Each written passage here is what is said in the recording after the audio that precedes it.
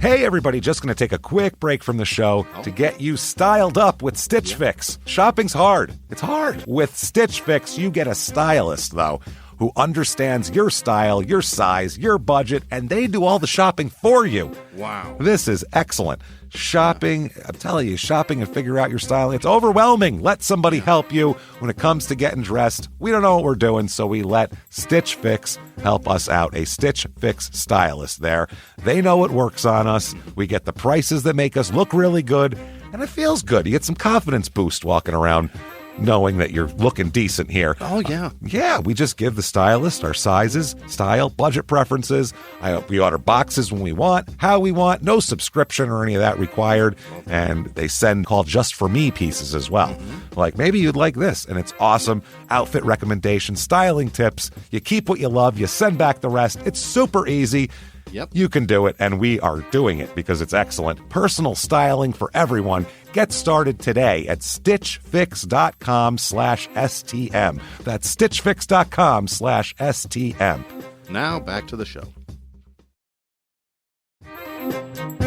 Hey everybody, just going to take a quick break from the show to tell you a little bit more about Rocket Money. It's the start of a new year. It's the perfect time to get organized, set your goals, prioritize what matters most. And for me, top priority is getting myself together here. Financial wellness, doing that, which that feels important, you know? Just feels like adult stuff that you have to do. And thanks to Rocket Money, my goals feel achievable now. They show me all my subscriptions in one place, help me easily cancel ones I forgot that I've been paying for, which happened to me.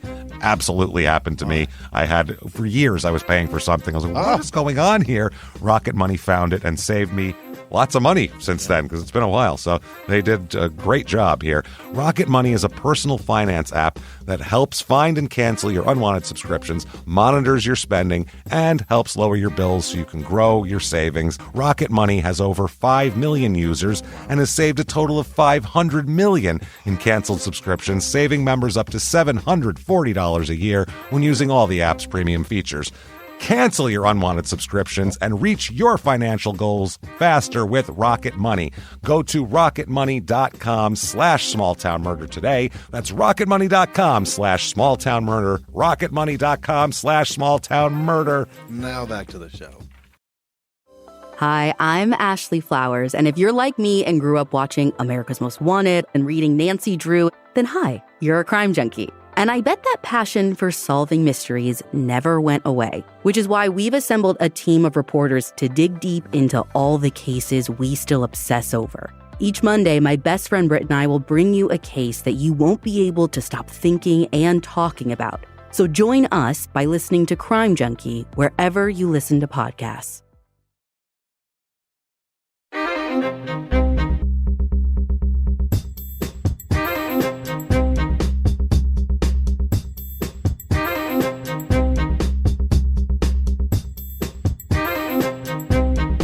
Hello, everybody, and welcome back to Small Town Murder Express. Yay, and choo-choo! Ah, yay indeed, Jimmy, yay indeed. My name is James Pietragallo. I'm here with my co-host. I'm Jimmie Whisman. Thank you, folks, so much for joining us. All aboard the murder train, pulling away from the station, and today we are chugging very far away. As a matter of fact, we'd be soaking wet by the time we got there in the murder train. We're going to Australia this week, everybody. Very long bridge. Very long bridge. There we go. But before we get to that, very quickly, just want to say, first of all, keep your eye out. It's either going to be June 5th or June 12th in the morning, Monday morning. Yeah. Your stupid opinions will come out. So we're very excited for that, and we will put it out on social media, and we'll do all that stuff, too. So thank you for that. Our new podcast, give it a listen. We cannot wait. We're excited. And also, listen to Crime and Sports while you're at it, because we're going, there's a lot of crazy stuff we've been talking about on Crime and Sports. Definitely head to shutupandgivememurder.com. Get your tickets for live shows. Next one with tickets available is Chicago, August the 12th. Get in there, Chicago. Hell yeah. Come out and see us. Shutupandgivememurder.com. Patreon.com/Crime and Sports is where you get the bonus stuff. Anybody $5 a month or above, you get everything, the whole back catalog of bonus episodes, new bonus episodes every other week. One Crime and Sports, one Small Town Murder, and you get it all for Crime and Sports this week. We're going to talk about Stairway to Stardom, which is an amazing public access show on in New York from the late 70s to the early 90s, where they bring on these terrible singers, and it's American Idol, but talentless and with public access New York. It's hilarious.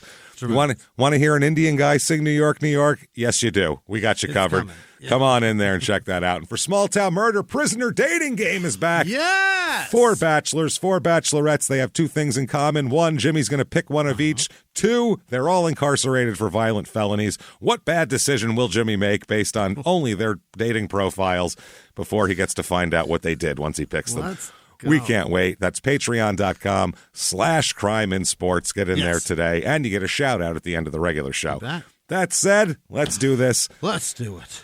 I think it's time, everybody. Where are you right now? Where are you? You in the outback fighting a koala? That's right. I want you to spike him to the ground and say, "Damn it, I am the dominant I am the dominant species here." Then throw your arms to the sky and shout, "Shut up and give me murder." Let's do this, Jimmie, shall we? All right. Let's go on a long trip. What do you say? Yes. We're going all the way to Australia. Fold yourself up. Fold yourself free. I'm all sore. It would take me a week to get unfolded. A lot of our listeners are like, come to Australia. And it's like, listen, guys, I'd love to, but that is such a long flight. My neck, it's not going to work. Like, I would be in such bad shape. I wouldn't be able to come home for like 2 months because I'd be unfolding myself still. Maybe Bad I'll stuff. come, and I'll bring James a didgeridoo. No, we're not going there. No, I'm just kidding. You can if you want. So, no, we'd love to go there, honestly. Yeah. We would. It's just Right. the way it's very spread out there. So if we could get all of you in one place, we could do it. But I don't know if we could do that. So anyway, let's do this. We're going to Nowra. Oh. Nowra. Nowra. It's in New South Wales. So this is the big province, New South Wales, in case you don't know. It has all the population. This is where Sydney is. Yeah. So it's Rabbitohs. It's the biggest one there. Oh, so Sydney Rabbitohs. Never mind. It's not New South Wales. God damn it. That's all right. We've done a lot of done a lot of Australian crime and sports episodes, but Small Town Murder, the last time we were there, I believe, was 2017. Yeah. So, or 2000, maybe early 18. So it's been at least over 5 years since we've been there. So Nowra is in the south coast region of New South Wales. It's about 100 miles from Sydney. Okay. So, in the ballpark of Sydney, I would think that'd still be considered like a, outer suburb at that point almost. I mean, who knows? It's out there. Aussies do some wild shit. They probably wage war on each other. Well, I figure they get in their pickup trucks with the KC lights on top with like 5 guys in the back with those hats on and machine guns, and they go through the, romp over the desert there to get there, and they'll show up in Sydney, right? Drive over 30, 40 species of things that can murder I was going to them. say, with tons of carcasses like on the way that they picked up, I figure. That's what I look. Oh, wild place. I've seen beautiful pictures of neighborhoods, and I still think there are incredibly poisonous things living under each of those homes. Inside of them, popping out at you when you get in the shower. All that shit. So, population of this town, 22,584. The median household income here is about 50,000 wallaby bucks. I don't know. Whatever they got. Australian dollars, wallaby things. I think they're British dollars. bucks. They're dollars, actually. Australian they? dollars, they call them. Yeah, they're dollars. So the median property price for this town is $690,000, though. I do know that about Australia. It's pricey. It's fucking crazy.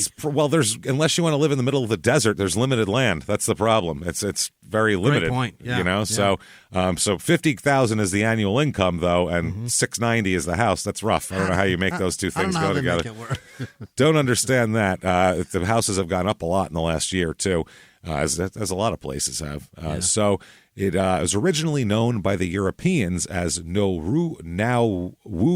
That was the original one. Okay, that's what the word. Yeah. That's what the Europeans called it. It was it was pronounced Nowra by the indigenous Australians to the area.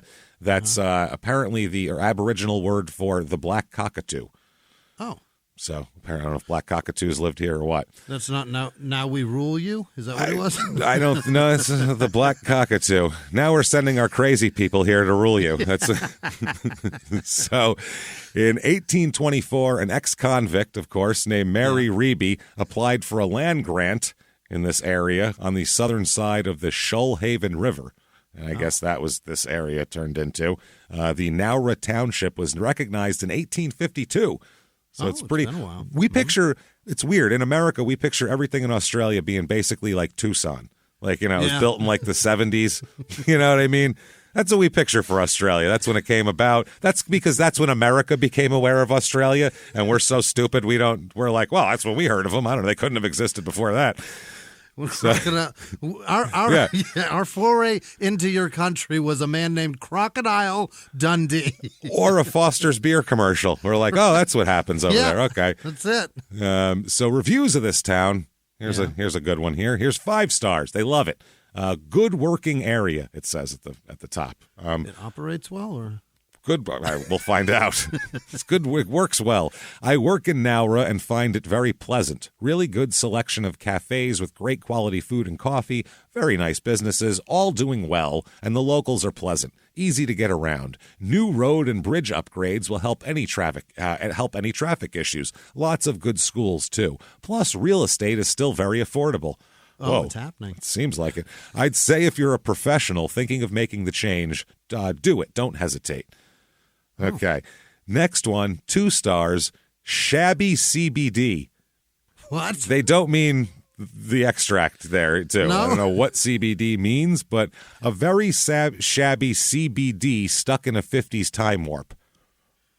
Okay. I don't know.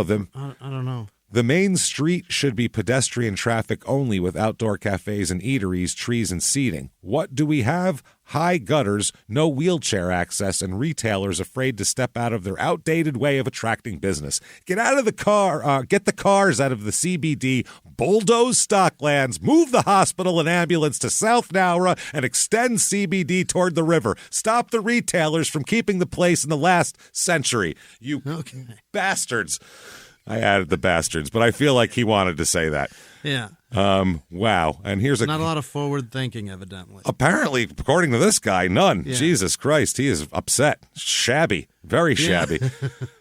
Next up is 2 from the same guy. He put one up and then he said, one more. And Hold on a another minute. thing. Hang on. I'm not done. He said, quote, it's a disgusting place. The whole of Nowra is a complete dump, whether it's east, south, north, or west. We are so unhappy here and only moved here 19 years ago as Sydney house prices were too expensive. I hate this place and regret moving here every day. For 19 years, this man's regretted his decision. And another thing. Next one. Oh, and why... And while I'm on a roll, I should add that it's boring and too laid back and the whole dump is outdated and backwards. That basically sums up this hole.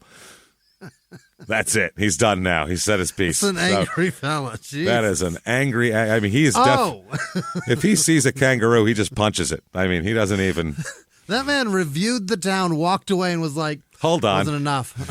You know what? Fuck these people. I'm going back for more.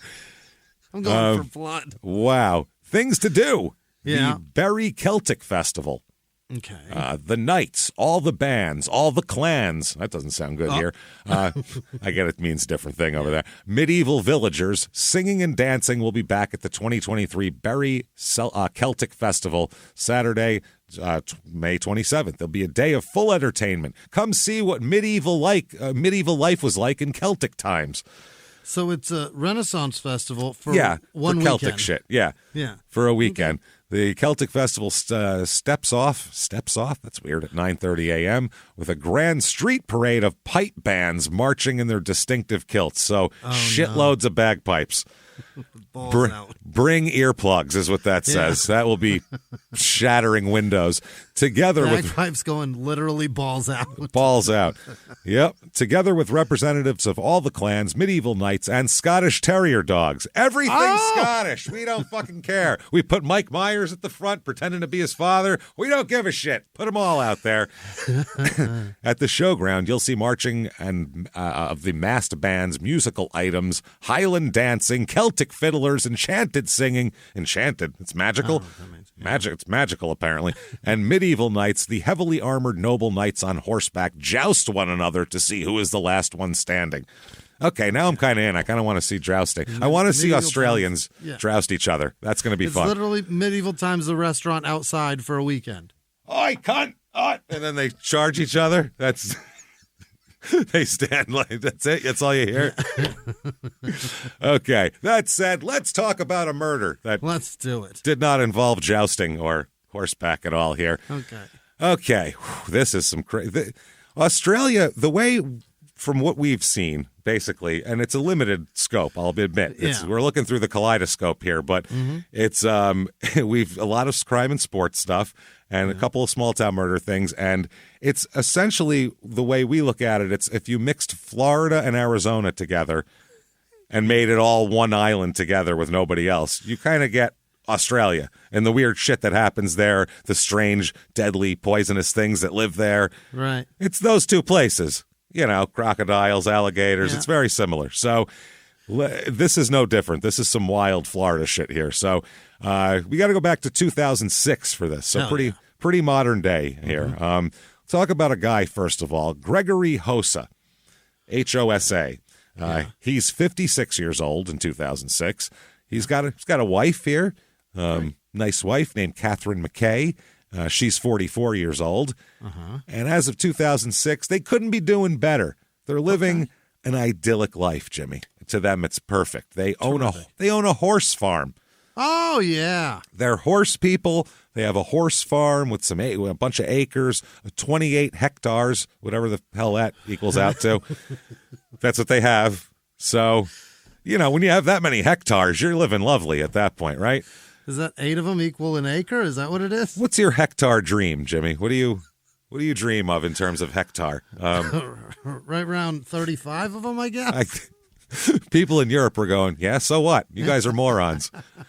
So they own this property. They board horses there, so it's a business too, and they have all this shit. They take care of the horses, board them, train them, do all that shit. Aussie cowpokes. That's what they are, exactly. They own a property called Champagne Shires. Oh, they've got a fucking name. They've got a name. Well, it's a stable, so you have to have a name for your business, and that's what it's called. Yeah. Champagne Shires Stables. They have a 10-year-old son. They're doing well for their lives. They're doing exactly what they want to do. They're known as pillars of the community. Really? Pillars. Everybody takes their horse there. They regularly exhibit their Shire horses at the Royal Easter Show. Okay. Sounds like a big deal. I don't know who is sent from the royal family to take in the splendor of these horses, but some off-brand cousin from somewhere, some cross-eyed off-brand cousin they ship down there. I don't know. So, so they do all of this horse stuff here, and they have a lot of clients. Obviously, one of their clients is a woman who helps out around there sometimes. Oh. Yeah, she'll, like, when they need an extra hand, she'll jump in and do stuff, and, they'll pay her a few bucks, and she has her horses boarded there.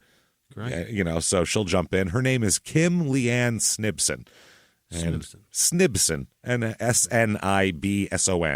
So Snibson. And she's 37 years old. Okay. She's been married since 1999 for about 7 years now to a man named Paul, who was in the service. He's in the military. Yeah. They've been separated since August 2005. Okay. So this is early 2006. So it's been a few months, but they live apart, but they're on very good terms. And legally married? And legally married, yeah. Okay. They're just... Yeah. He gets transferred with the job, and they basically decide that they're going to use this transfer as he's going to move there, she's going to stay here, and they're going to see how that goes and see if they want to get back together.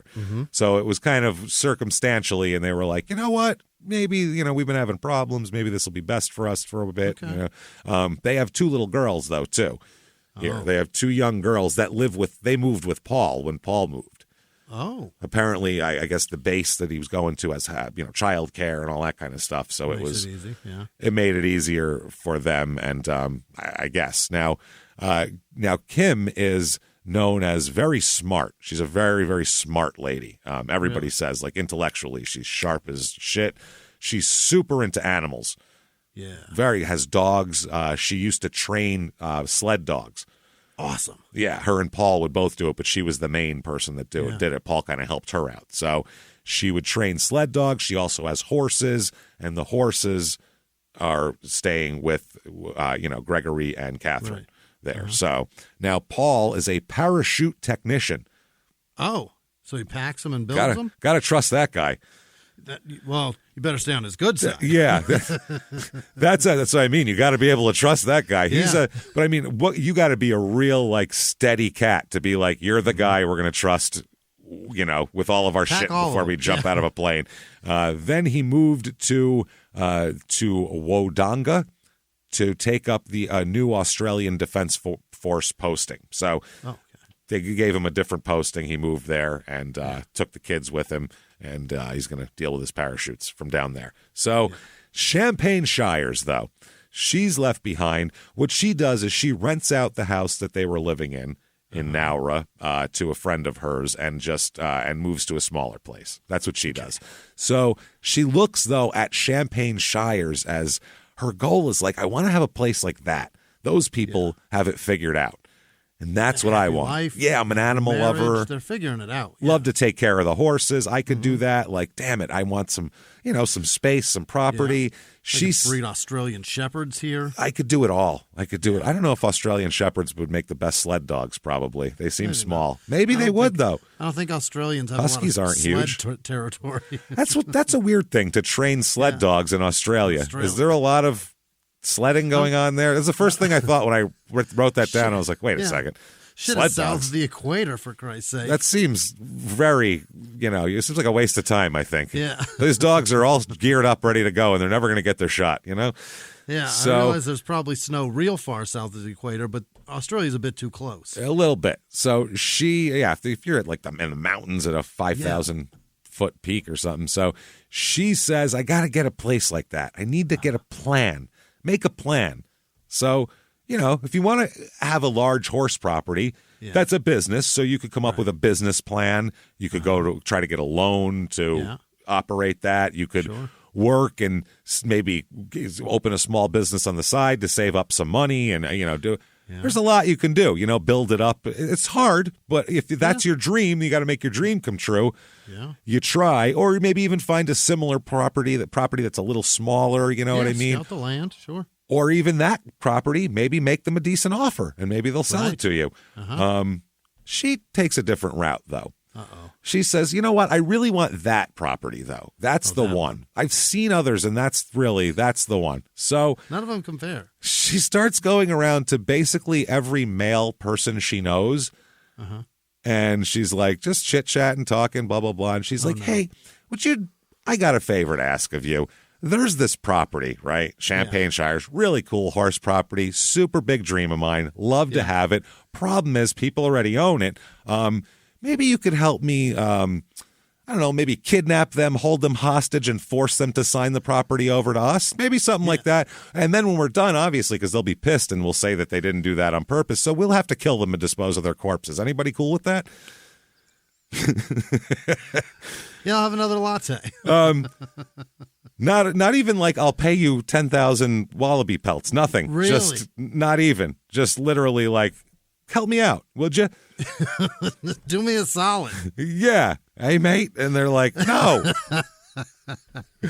So a lot of the guys, most of them too, because they talked to guys afterwards who they had asked, they would all laugh at her and go, get the fuck out of here. They thought she was just funny lady. Bumping her gums, You're a right pisser, aren't you? You're like, that's hilarious. And she's like, I'm serious. And they're like, good one. Anyway, so took the kids down to the Six Flags the other day. Like, they just act like she's not even serious. And she can't get anyone to take her seriously. Anyway, ran into Steve Irwin having a pint That's the other day. Anyway, ran into him. Giant wound in his chest, mate. It was awful. So...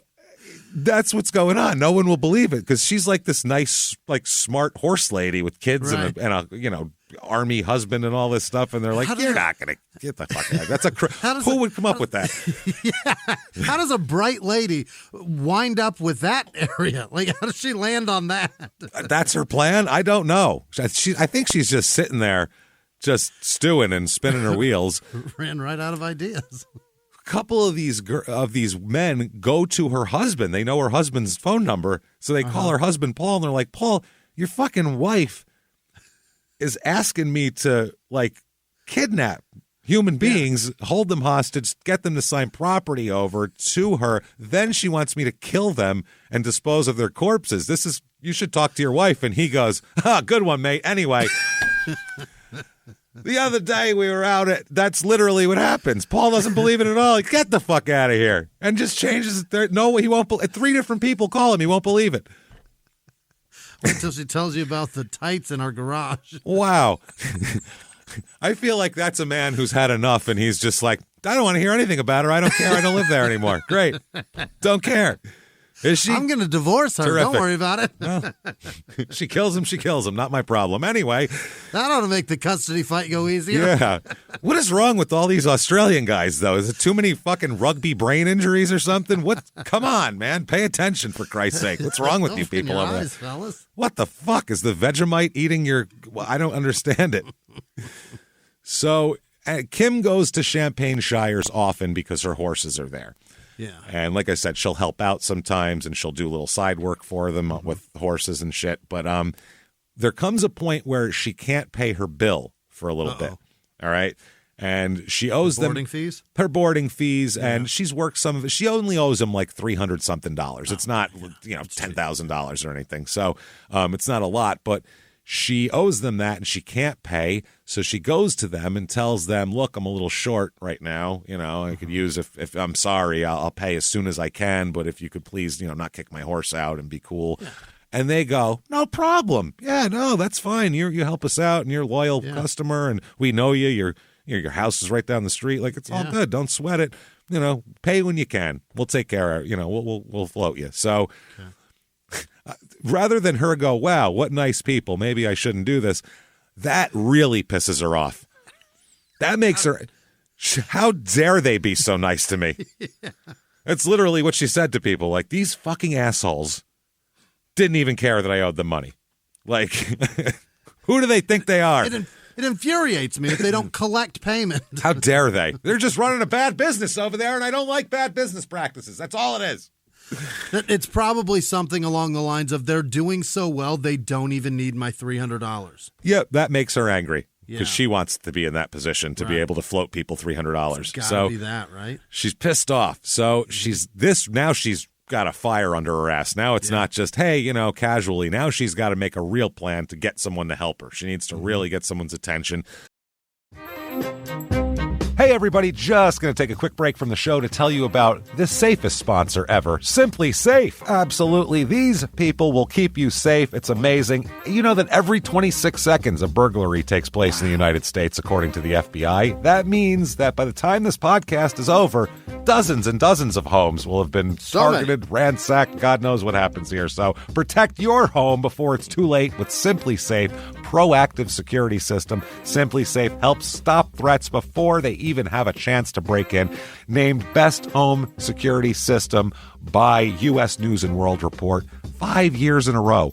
And by us for about the last 8 years as well. If you trust us, believe me, you want Simply Safe. So visit simplysafe.com/small to claim 50% off a new system with professional monitoring plan and your first month free. That's simplysafe.com/small. There's no safe like Simply Safe. Now back to the show. Hey, everybody. Just going to take a quick break from the show to tell you a little bit about Sono Bello. The most known secret with celebrities and influencers and all these famous people is so many of them have had lipo. They've had lipo, whether it's a little touch-up here or a total makeover. Yeah. Nobody has a perfect body. That's the thing. No. They may look like it on TV, but there's things that help that. Absolutely.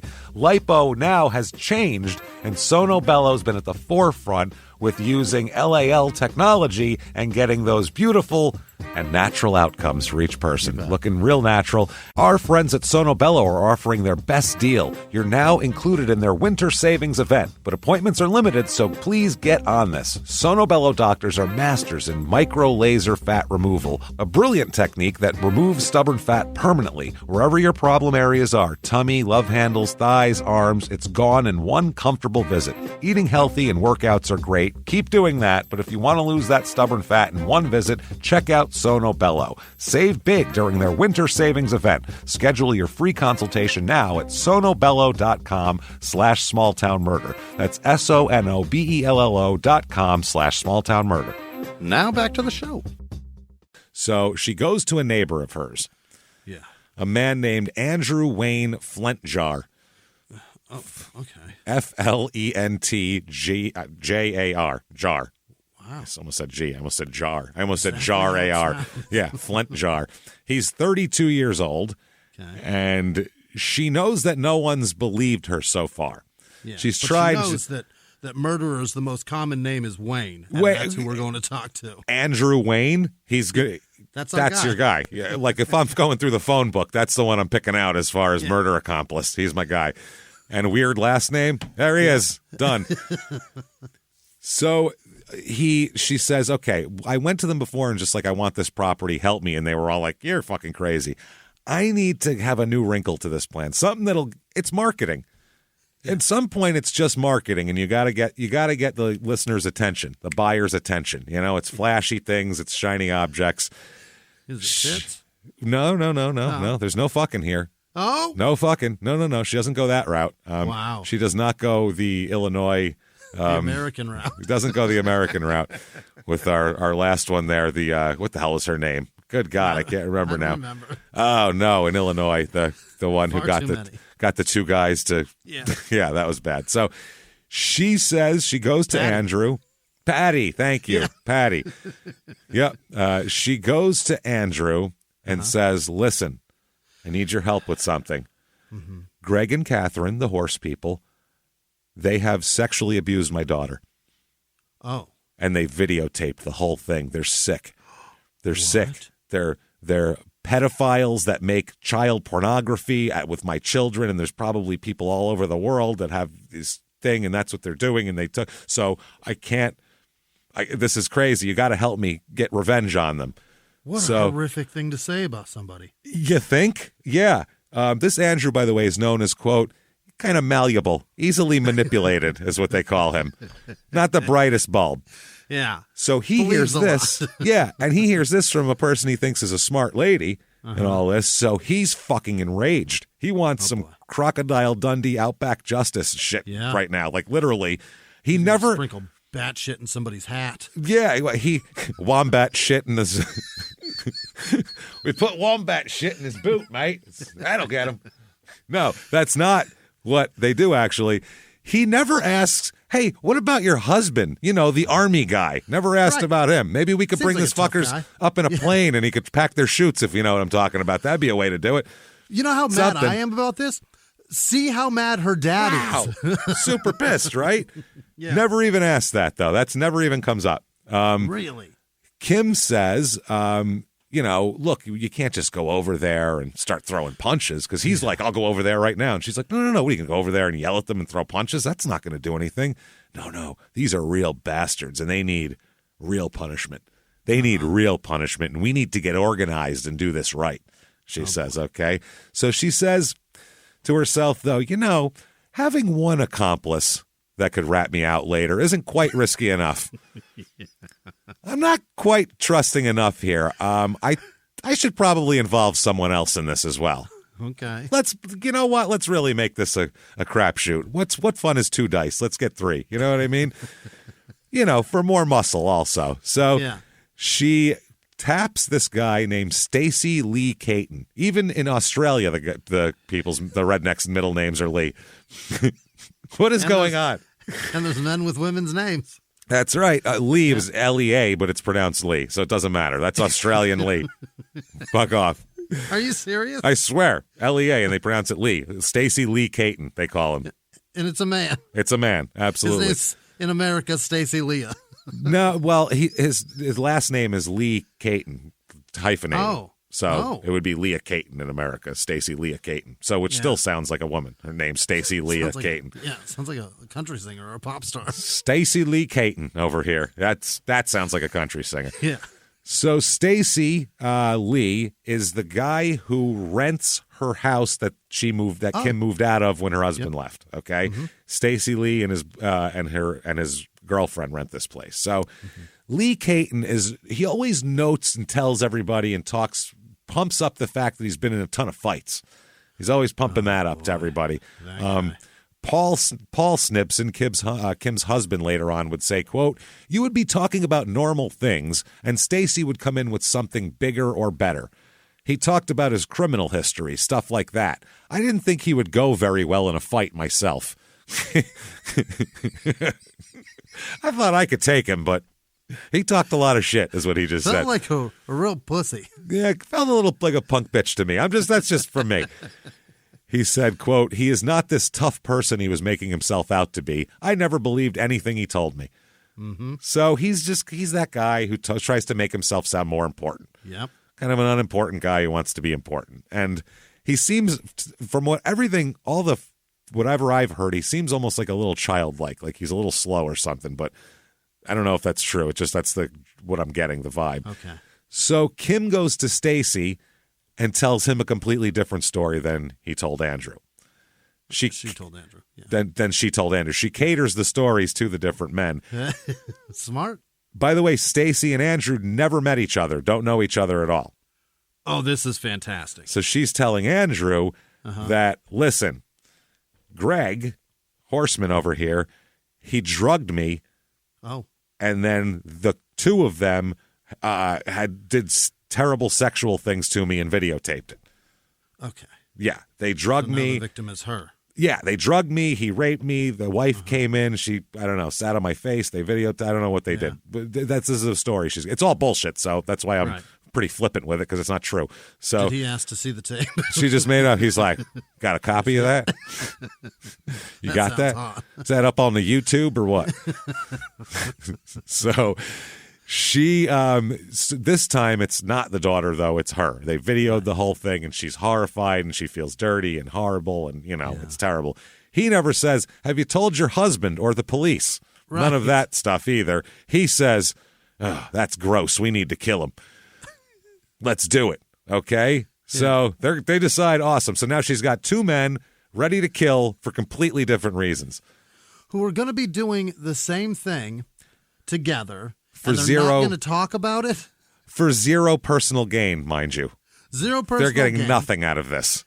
And they're not going to discuss the crime. Or I guess they'd just both be saying, "They're sick people, ain't they?" "Yeah, they are. Let's get them." Shit like that. We'll talk about it. Oh, let's find out if maybe there's a moment. So this is a bad lie to have going. She's got a lot of plates spinning lie-wise, and it's a lot. So January 28th, 2006. Kim visits Paul that morning, drove to where Paul lives, visits Paul, talks to him.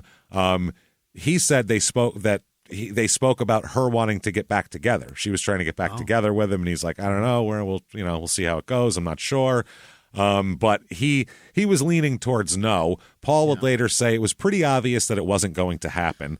And he was asked later if they argued often, and he said probably every day there was an argument. Oh boy. So he was done. Paul's done with this shit with her. So he said he spoke to Kim around noon on June 28th after she left, but she was still driving home at that point. She was there in the morning and drove home. Then he said he was unable to reach her till about 9:30 p.m. that night when he spoke to her briefly. And then he was unable to get a hold of her the next day, he said. So maybe it's not so over if they're talking every day. We'll talk about why. Yeah, I mean, if they're I don't know why he'd be calling her to see if she got home, or I'm not sure. That. I'm not sure what's going on, but I have no idea what was going on with the kids either. Maybe she said, "Oh, tell me how our kids report goes later on, or what could she get on her grade? Who the hell knows?" Anything. So Kim here, she ends up not going back to her house. She goes to Stacy's house. Oh, okay, her old house. Yeah. So Kim calls Greg on the phone from that house and says, "Please come over. I need to talk to you right now. Can you please come over here? I need to help with something. I really need to talk to you." Yeah. Urgent horse business. I don't know. Whatever that would be. I don't know. There's a shoe over here I need help with. I have no idea. So she's at this property, which she rents to Stacy and the girlfriend. Greg arrives. She sees him through the door and, waves, and he says hi. And she says, "No, come on in, and waves him in. And so, he just opens the door casually, walks in. As he walks in, he is bashed in the side of the head with a large piece of wood. Oh, that's Weird plan. Bang, bashed in the side of the head. Not sure if it was lumber or firewood, but I have an idea of what it is because someone brings it up later. Okay. But a heavy piece of wood enough to really hurt a person and knock them down. Sure. She then told the two, and this was done by, we presume, Stacy here. So she then tells the two men, we're going to bash them and tie them up. Okay. Both of them. Now, it's just Greg at this point. So what they do is they stuff socks in Greg's mouth and tape over his mouth, over the duct tape, as one does. And then they hog tie him. Oh, my. Now, I think everybody knows what hog tying is, but if you don't, hands behind your back with your feet connected to your hands, not a great way to be. Pull them up, you are prone. You're vulnerable as fuck. No way to defend yourself there. So Greg, on the ground, while this is going on, before they were able to get the socks and shit in his mouth, he said, why are you doing this? Right. A good question, by the way. Excellent just a really good question. I'll fuck the $300. Never mind. Keep it.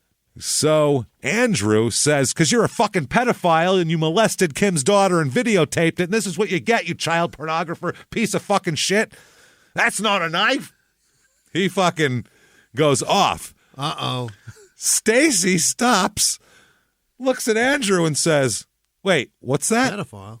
What happened now? What about a pedo? Well, I didn't. Wait a second here. Kim, could you come here? So she is caught and he's hogtied at this point on the ground. This Greg guy. Started. So Stacy says, I'm doing this because they drugged Kim and had their way with her on camera. And Andrew's like, I'm doing this because they molested his daughter. But her daughter. But at that point, they all look at each other and go, he's bleeding and hogtied. Little late to turn back. Fuck it.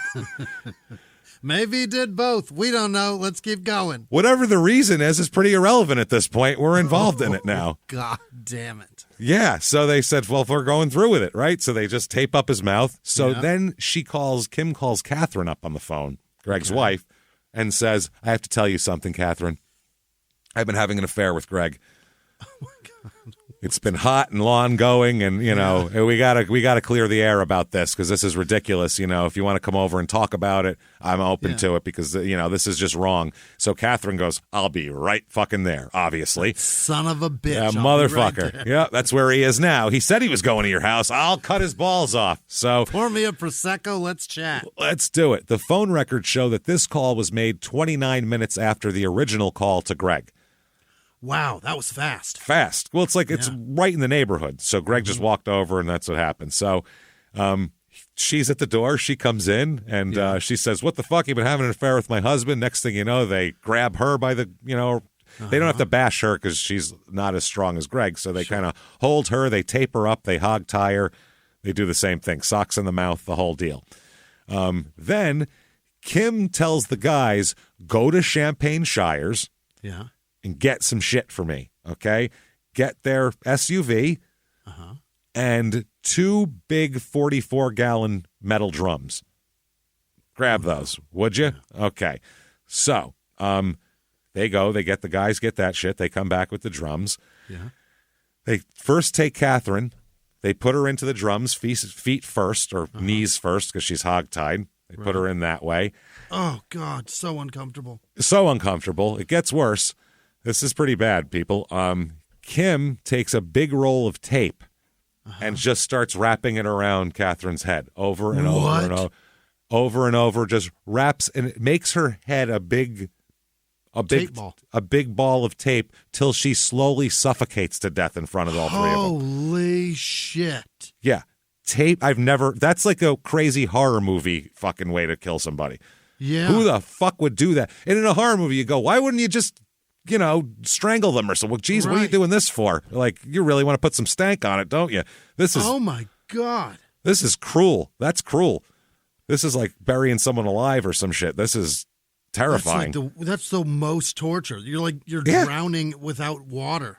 That's what I mean. This is like I said, this is some creative horror movie shit. This is like something a writer would come up with. Like, oh, I never seen that done before. Let's wrap them in tape. And this will give people nightmares. It gave me nightmares talking about her, you know, putting it down last night. I was like, this is gross. So the three of them just stand there and watch her slowly suffocate till she slowly suffocates. Then they, you know, put the lid on the drum. Then they turn their attention to Greg. Seen what we did. But they decide there's not enough tape. And besides, tape's expensive. What are we doing here? This is, a good roll of tape. Yeah, good roll of tape. You don't want to waste that. So Kim says, what I do have is some spare electrical fence wire. From the wire of the electrical fence, which is just like a big cord, basically. It's a bale, yeah. And she goes, puts it around his neck and gets behind him and, foot in the back, pulls up on him till she strangles him to death with it, like a mob hit. Yeah. So she's done a mob hit and a horror movie murder. This is crazy. Did they owe the Gambino family money or did they let her slide on a $300 horse bill? What the fuck did these people? Yeah.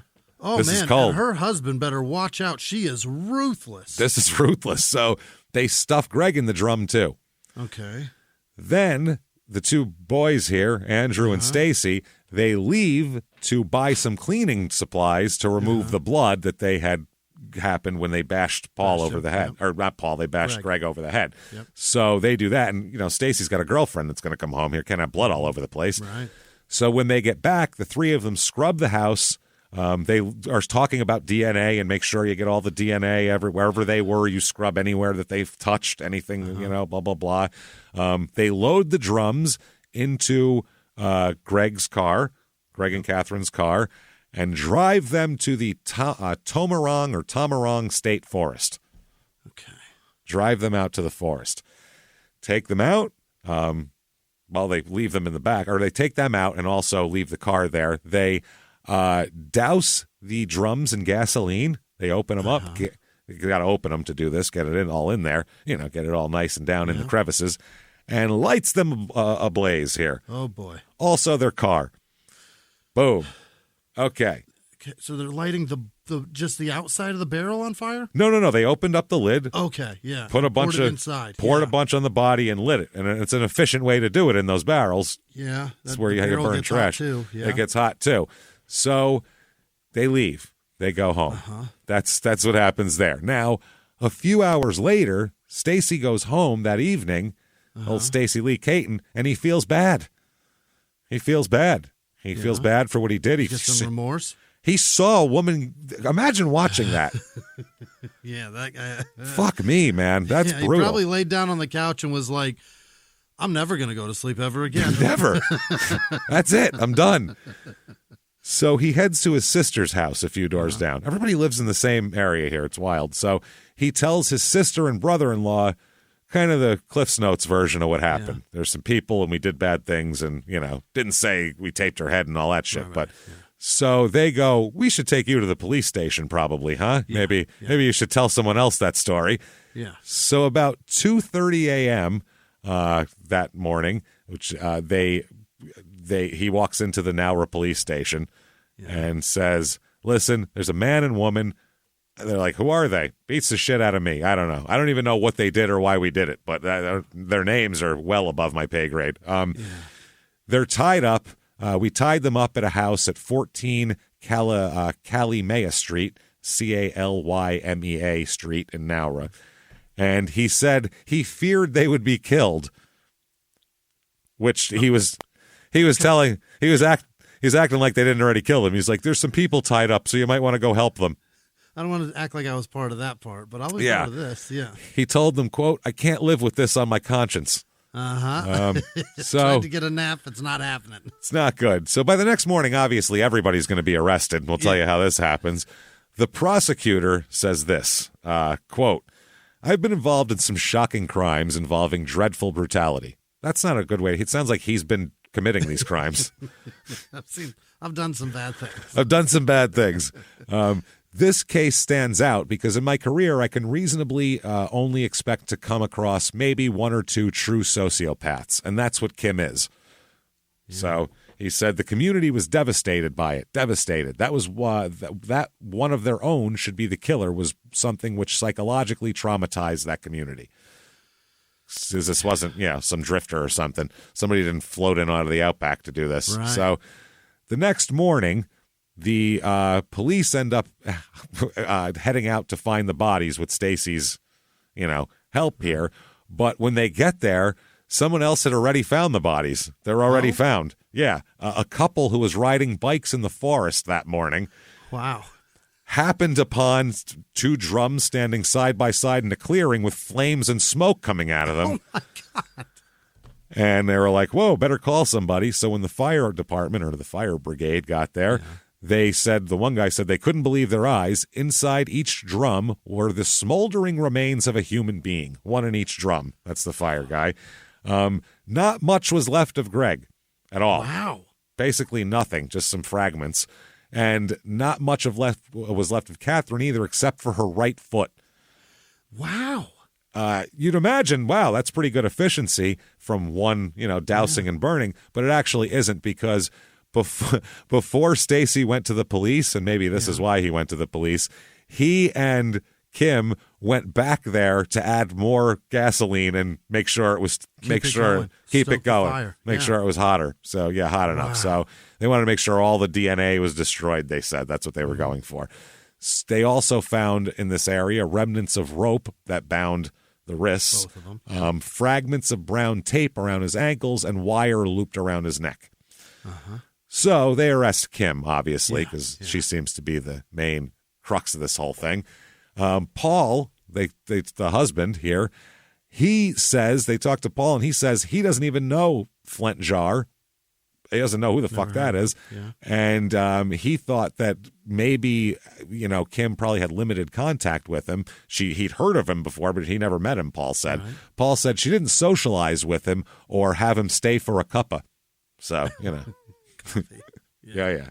Tea, actually, I would imagine. Oh, yeah, maybe. Yeah. In England it is. I don't know about Australia. So later that day, they asked Paul to show them. They didn't tell Paul where the bodies were or anything. They said, hey, Paul, would you do me a favor? Would you take us to the place where Kim used to train the sled dogs? Yeah. Do you know where it is still? You take us? He goes, yeah, no problem. I'll take you guys out there. Yeah. Takes him out there. It's exactly where the barrels were. Right here in this clear. Oh, it's exactly where they went. So they go, okay, there you go. Perfect. Yeah. Nice work here. So, they're all fucked. I mean, this isn't good. They've all told on each other. It's Kim's really the most screwed, I would imagine, but the other 2 aren't in good shape either here. Andrew goes to court. Originally, he tried to plead not guilty and go to trial and all this type of shit. They try to make a plea deal with him, and he sticks with the trial. Really? Andrew wants to go to trial. He is on murder and kidnapping charges. Those are the 2 charges he is up for. Okay? I mean, that's so easy. Seems like it. So they do his trial, and Stacy testifies against him, and Kim doesn't, but still Stacy does, and they have a lot of evidence, and it's not good for him, obviously. Right. So on the verdict here for him on the murder charge, Andrew is found not guilty. They decided he didn't do it. I don't know how to. He said Australia's a different place, man. Well, he said Stacy was the one Stacy and Kim were doing the murdering, mainly Kim. So Kim was doing the strangling. She did the taping. So, I might have helped a little bit. I did the kidnapping. I helped hog tie him. Some wood. But that's not murder. And in Australia, apparently, they don't have the whole we're going to the liquor store law there. If you're there, you did it too. In America, if you go to rob a liquor store, and this used to be our disclaimer thing, and so if you go to rob a liquor store, the whole car, and 2 people go in the car, and 2 people stay in the back seat of the car, right? And the clerk shoots one of the people you came with and kills him, you are a murderer. Yeah. You're in the back seat of the car, and your friend died, you're guilty of murder. Period. So that's what we have. Anybody dies in the commission of this. Yeah, that you caused anything, you're a murderer. Here, they're like, well, I mean, I don't know. He didn't really. He didn't really do much. I mean, yeah, sure, he tied him up and hung. That's not good, but he wasn't. Kind of dumb. So what about kidnapping, though? Yeah. On the charge of kidnapping, he is found guilty. They do get him on kidnapping because that's pretty obvious. He put a mask on and this is crazy. He was like a comic book kidnapper. He hid behind a door for with a fucking piece of wood in his hand. Hey everybody, just going to take a quick break from the show to tell you a little bit more about our stylish friends at Quince. That's right, let's go elevate your styles, people. Get it going, look good out there, and you can do it now without breaking your wallet, without breaking the bank, because at Quince, you can get high-end, versatile pieces at prices we can all actually afford, which is very nice.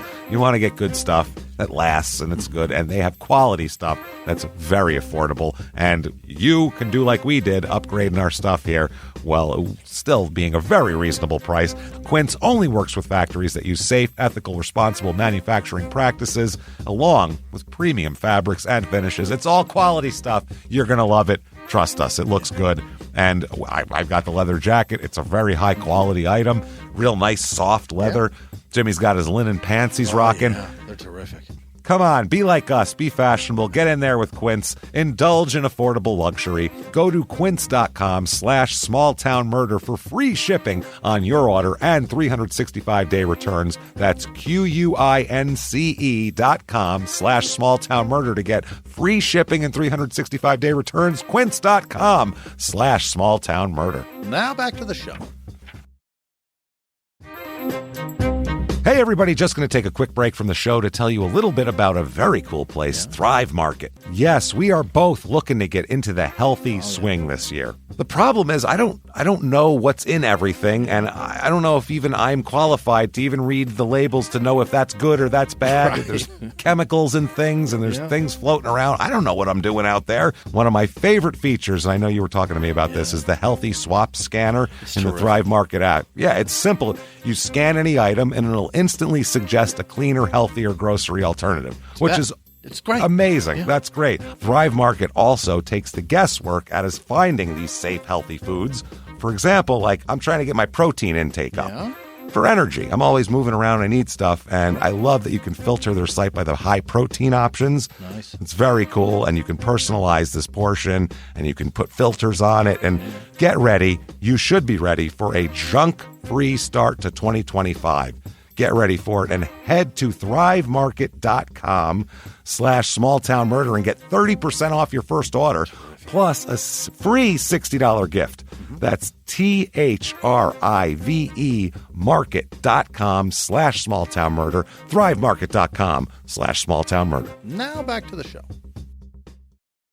Calling all dog owners. Your furry friend deserves top-notch nourishment, and Ollie delivers the clean, fresh nutrition your dog needs in 5 flavors they'll absolutely flip over. Ollie is made in U.S. kitchens with ingredients carefully sourced from trusted growers and producers around the world, with absolutely no harmful fillers or preservatives. With protein-first recipes like fresh beef with sweet potatoes, fresh turkey with blueberries, or fresh lamb with cranberries, you might start thinking, dang, my dog eats better than I do. And that's probably true when it comes to Ollie. Give your pup a fresh start this new year by letting them taste test a personalized meal plan with Ollie. Head to ollie.com/Wondery. Tell them all about your dog and use code WONDERY to get 60% off your first box of meals when you subscribe today. Plus, they offer a clean bowl guarantee on the first box. So if you're not completely satisfied, you'll get your money back. That's OLLIE.com/Wondery and enter code WONDERY to get 60% off your first box.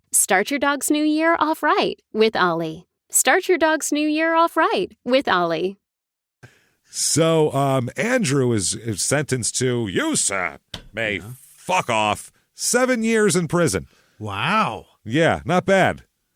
That's not too shabby. he brutally murdered 2 people, participated in it. Anyway, 7 years he gets. It was like 7 the low end, 12 the high end, and he ends up doing 7. So he gets the 7. Unbelievable. Does the 7, as we'll talk about. So Stacy in court, he pleads guilty to aiding and abetting murder. That's how they do it with him, which that's a light one there. So he gets, you, sir, may fuck off, a minimum prison sentence of 16 and a half years, maximum 22 years for his part in the murders. That is heavy.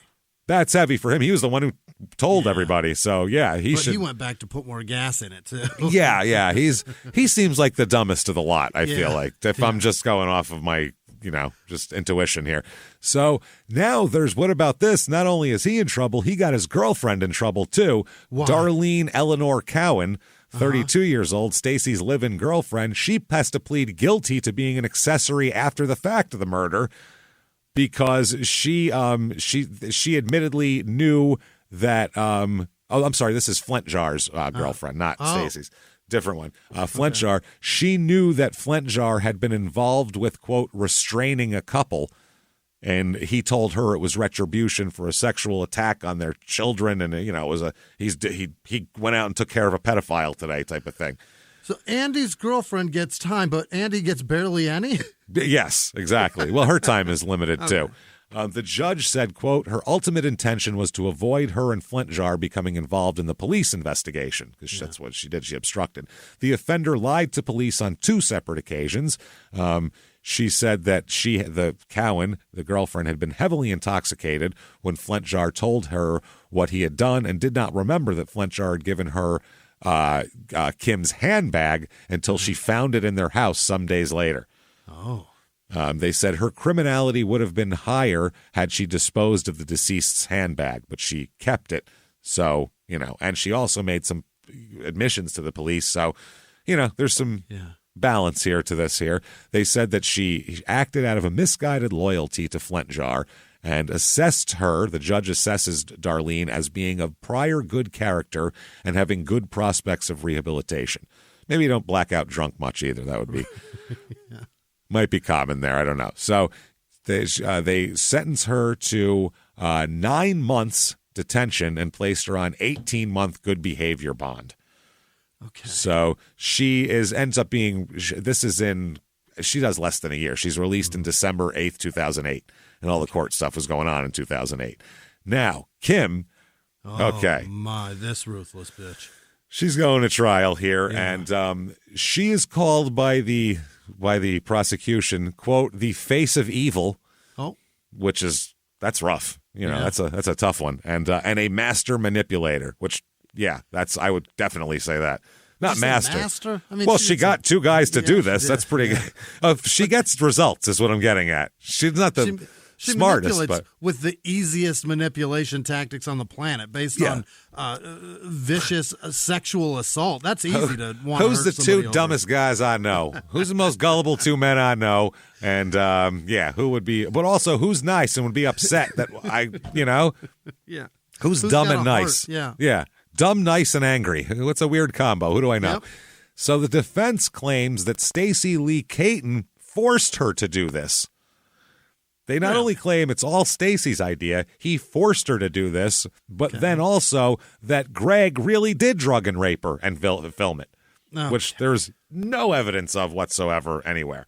And oh, man, what a wild accusation. The person, but I mean, she's going for this. And by the way, during all of this, she never said, sign your property over to me. Yeah, that was another question. What the fuck was she thinking? What was she going to do? Squat? Was she going to print out papers off the internet and be like, sign these? Like, what are you going to sign? A napkin? Like, she probably said, this probably has to be notarized and stuff. This, this is... Sometimes they put, like, a seal on it. There's got to be something, right? A lawyer's got to be involved. There's got to be some way to do this. Fuck it, I'll just kill them and then, I guess, buy it from the bank or the family at a lower price. I don't know what her plan was, but wow. Now, Paul is brought to court, her husband here. By this time, her ex-husband. He has divorced her. Yeah. He said he was asked to identify a gas can, a petrol can over there, they had a picture of that was in her car. And he said, yes, it resembled the can that they had kept in the shed at their property. This is the can they used to pour gas on the bodies. Now, Paul, by the way, is accused of keeping information from the police because he didn't want to get his wife in more trouble, he said.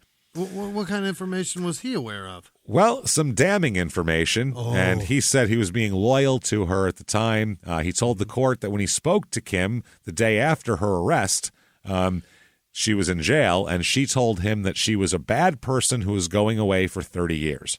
Oh, boy. She said, I'm dead. Get out of Nowra. She said, I'm dead. Just go. Fucking forget about me. Okay. Go. She's laying there with a leg wound while the monster bears down. I'm a goner, man. Just go. Save yourself.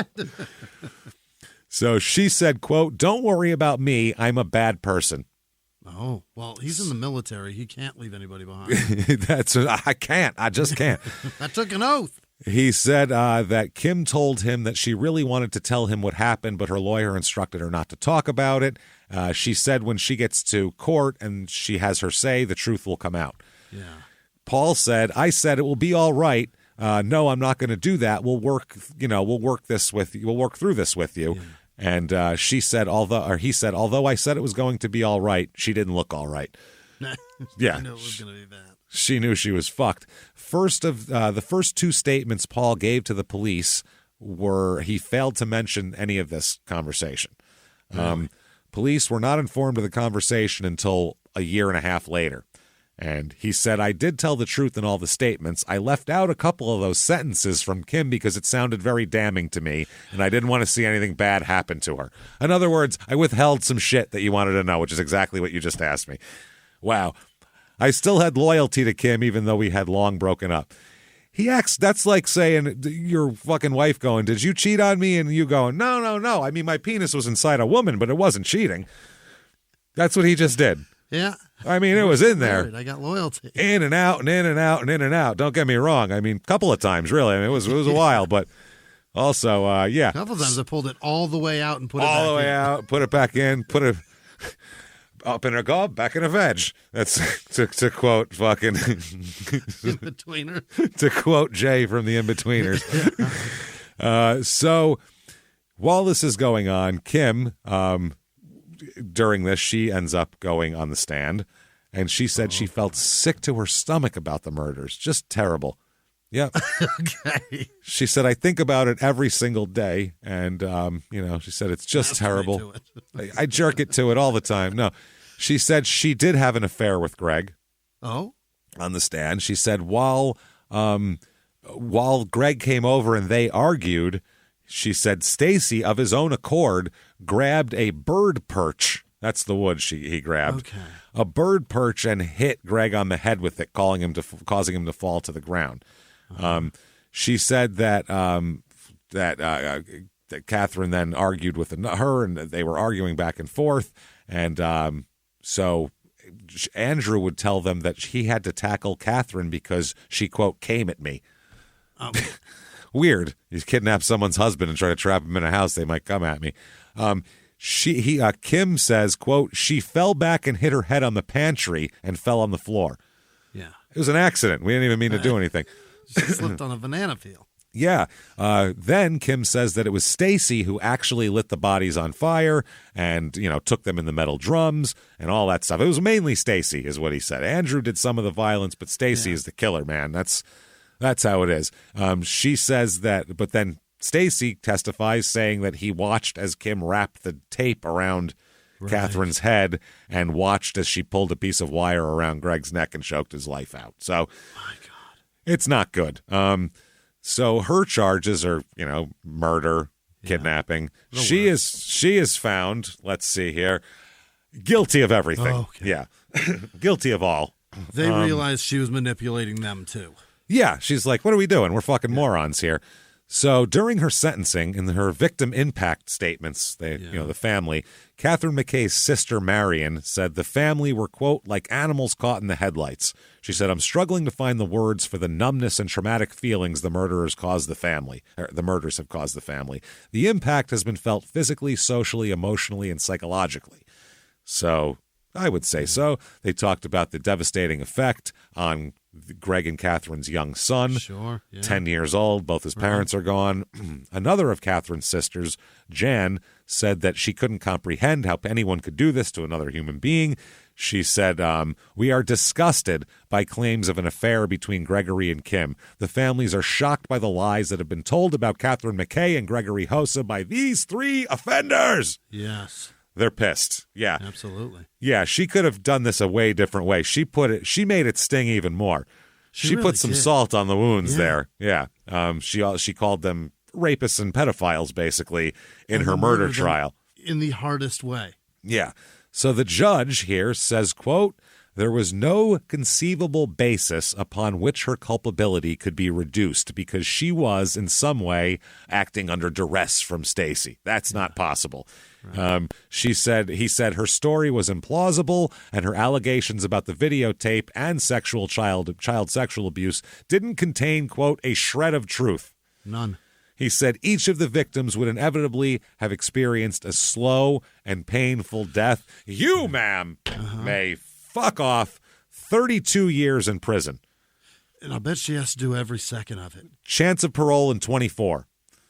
2024? I guess not. 24 years. In 24 Okay, years. all right. So now that was in 2008, and she'd been in since 2006. So 24 from then would be 2030. That's when she's supposed to get parole or a chance at parole. But in October 2022, Jesus Christ. No fucking way. She puts a claim. She wants to be released early. Okay. She, all the newspaper articles at the time are like, the woman dubbed the face of evil has claimed now she says she's sickened and ashamed for, quote, robbing a young boy of his innocent, good and kind parents. Oh, now she's okay. Yeah. She had to change her for tune. The victim. Yeah. Oh, yeah, she had to. She wrote a handwritten plea to this panel of judges here as part of a legal campaign to reduce her sentence based on current legal principles regarding standard non-parole periods. So she's in a gray area. The letter here, she says she's Catholic now, and she's found God behind bars. Yeah. And while she's also fell in love with a fellow prisoner. So now now she's a lesbian. Now she's Catholic, she's found God, and she's found love with another lady. Wait till she finds out the Catholic Church frowns upon that. Yeah, I don't know about in Australia. Maybe not. Who knows? Down there it might be backward. She said, quote, I'm in jail for an extremely horrific crime on two innocent, good and kind people who didn't deserve for 1 second what happened to them. Yeah. She's devoted to God now, and she writes that if released, she just wants to move to New Zealand. Oh. I'm sure they'd love to have her here. I'd be like, no, you keep her on your side of the water, thanks. I'm not fucking taking this crazy. I'm going to go to another island. Taking this crazy twat over here. Send her back. No. With her partner, who's a 42-year-old woman who has served her sentence and is now finished. So she wants to get out so she can move to New Zealand with her girlfriend. There's your answer. Yeah. Has my nothing girlfriend's to do out. with remorse. It's she's getting out, and I don't want her to cheat on me. I don't want her fingering anybody else over there, so you gotta, She said, quote, I think about being home with my family every day, being able to help my mom so her life is a little easier. She's 73 now. When we do get to talk, we talk about all the plans I have when I come home, back to New Zealand, a new life.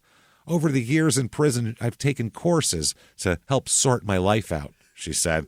Yeah. And Kim, her mother wrote a letter, too, supporting her, saying, quote, Kim was a screwed-up woman at the beginning. Yeah. Then Kim said, quote, Your Honor, I'm not the same person that came into jail. The Kim 17 years ago isn't the Kim I'm going to be when I walk out of jail. She is already gone. I have so many beautiful possibilities ahead. Okay. You know who doesn't, though?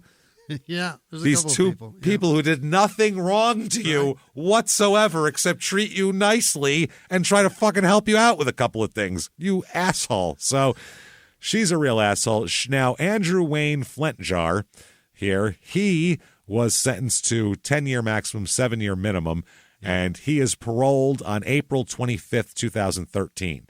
Okay. That is 7 years he gets out. So Stacey Lee Caton, on the other hand, he had maximum 22 years. He was released on July 28th, 2022, which is 16 years, which was his minimum. So he's released on there. And Kim Leanne is scheduled for her first parole hearing January 28th, 2030. So they told her to keep on stepping. Sorry about your... Hope she doesn't cheat on you in the next 8 years. Yep, don't know what to tell you. She's got 8 years, so I mean, maybe find another. I don't know. There you go. That, everybody, is Australia in a nutshell. My God. That is crazy shit. We've had a new form of a new way to murder. We've never thought of that one before. Certainly, yeah. Just tape her whole head closed. Like, and generally the body doesn't burn. They also figured out how to make it almost go away real fast. Keep adding gas to it is the key. Don't just light it and let it go. See, that's the problem. People in West Virginia that murder people are lazy most of the time. They just one match, a half a can of gas. They're like, I ain't going to the gas station getting more. That's what I had in my trunk. That's what I'm using. Light it and walk. Yeah, these people come back and make sure and, sit there with the poker and shit. They're crazy. That's what I mean. This is wild. Yeah, they got murder. You got the s'mores? Come on now. So this shit is wild. That's Australia, everybody. If you enjoyed that show, tell the world about it. You can't hurt anybody by telling the world about it. You can only help and bring joy to others. So do that. And also tell your friends and leave reviews. That's the best way to do it. Whatever app you're listening on, doesn't matter what it is, Apple Podcast, this one, that one.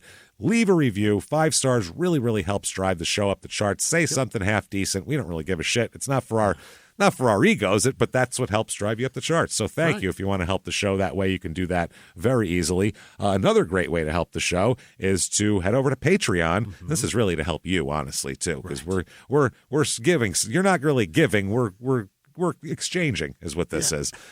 Anybody $5 a month or above, you're going to get lots of bonus shit. That's what you get. Lots of bonus episodes. You get the whole back catalog of bonus episodes, which is like almost 200 by now. And you get 2 new ones every other week. So it's 4 a month at least. And 1 crime and sports, 1 small town murder. You get access to it all.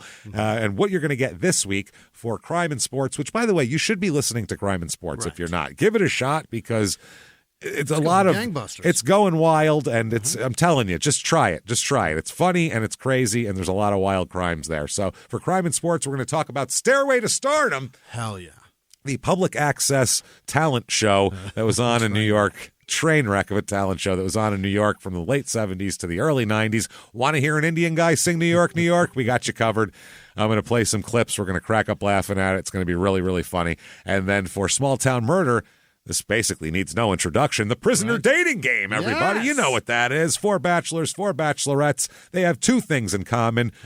1, they're looking for love. And 2, they're all incarcerated for violent felonies. So Jimmie is going to choose one of each based on nothing but the dating profile that they put out, the prisoners themselves. And then after that, Jimmie gets to see what a terrible decision he made when we find out what they did and how dangerous they are. It's hilarious shit.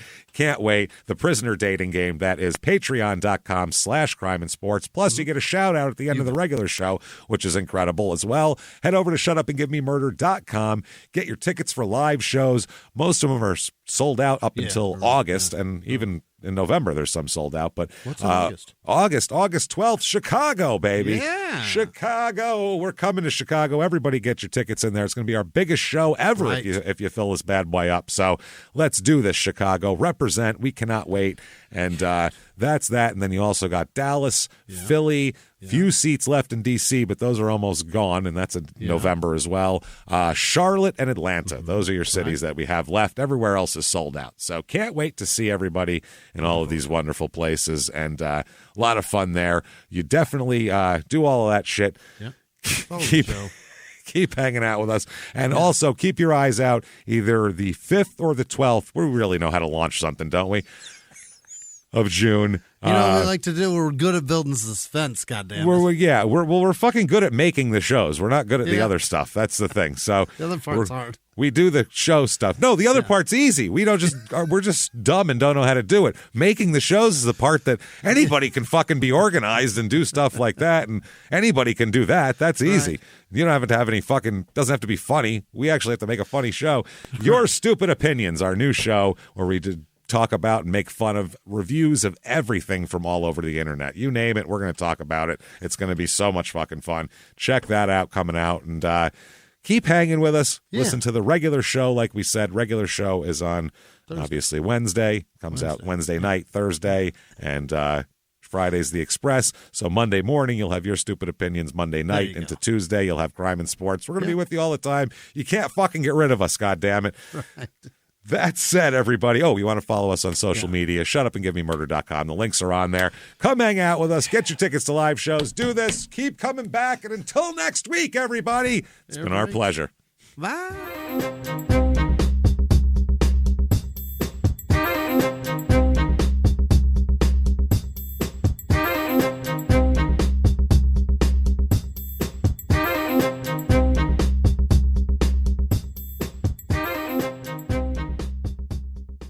If you like Small Town Murder, you can listen early and ad-free now by joining Wondery Plus in the Wondery app or on Apple Podcasts. Prime members can listen early and ad-free on Amazon Music. Before you go, tell us about yourself by filling out a short survey at Wondery.com/survey. Have you ever gotten a message out of the blue? Maybe you ignore them. Or maybe you end up in conversation. Maybe they tell you about an amazing offer. I can really show you how to make some money. And maybe that gets you into a lot of trouble. But this isn't a story about people like you, the people receiving these messages. This is a story about the people behind the messages, on the other end of the line. Thousands of them, working in a microcity built for scammers. From Wondery, the makers of Dr. Death and Kill List, comes Scam Factory, a new series about survival at the expense of others. Follow Scam Factory on the Wondery app or wherever you get your podcasts. You can listen to Scam Factory early and ad-free right now by joining Wondery Plus in the Wondery app or on Apple Podcasts.